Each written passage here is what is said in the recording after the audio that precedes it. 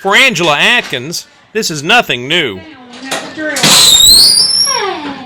Her daughter Sarah suffers seizures, so frequent visits to the new ER at Batson Children's Hospital are all too common. Hey, Dr. Falk, how are y'all? You waking up at all yet? For doctors like Catherine Falk, treating patients like Sarah isn't new either. But being a mother, like Angela, is.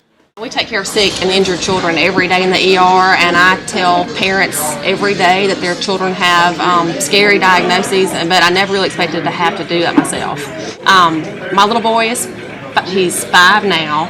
At age 3.5, he was diagnosed with a myopathy, a mild myopathy. He was having some trouble with stairs, and he had a benign muscle disorder. And we rocked along for a few months with that, and then we had an MRI and really expected it to be normal. And we were shocked to find out that he had a brain tumor, benign brain tumor, and hydrocephalus. And so I go from thinking everything is fine to crashing into my own emergency department with a very frightening diagnosis. So it's very different to be on that other side of the fence like that. The tumor's in the center of his brain, and really all it doesn't really grow, but it blocks the flow of fluid out of the center of his brain. And so his brain was kind of blown up like a balloon. It had probably been that way for a while before we realized it.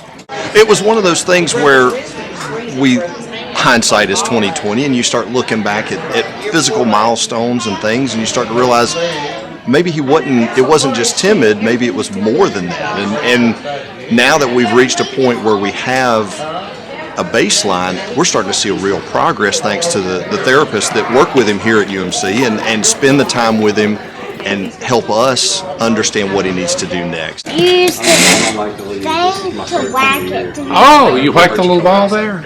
Yeah. Yeah, this is the thing. But Well, that looks like a lot of fun. The line makes it go far. It does make it go far, and it makes it come back too, doesn't it? Yeah, every one I've ever had was defective. I never could get them to work. Did you ever think as an ER physician your child would be... No. I mean, I went crashing into my own emergency department that day. We got the MRI, and I called and said, we're coming over. And no, I mean, I'm the parent out in the hall crying. I got to see what my staff does, though. I mean, every day, a lot of that stuff that I don't see what the nurses do. And, they're comforting Charlie while I'm falling apart. They take care of families there. And, I mean, it was very different to be on the other side. It makes me proud of what we do. Now, Dad, you were telling us off the air that he's quite the singer. He's been known to bust out a tune from time to time in the car or in front of family and friends and everywhere else. Charlie? You want to talk? Charlie, will you sing a song? There's buffalo, you better watch out. Ding. Good job. He's fixated on his program. To learn more about Batson Children's Hospital, its new Pediatric Emergency Department, or the Mississippi Miracles Radiothon, go to childrenshospital.umc.edu. I'm Jim Albritton reporting. Thank you so much for what y'all do with your radiothon. I mean, that helped build this new emergency department that we have now, and it is beautiful. We're awfully proud.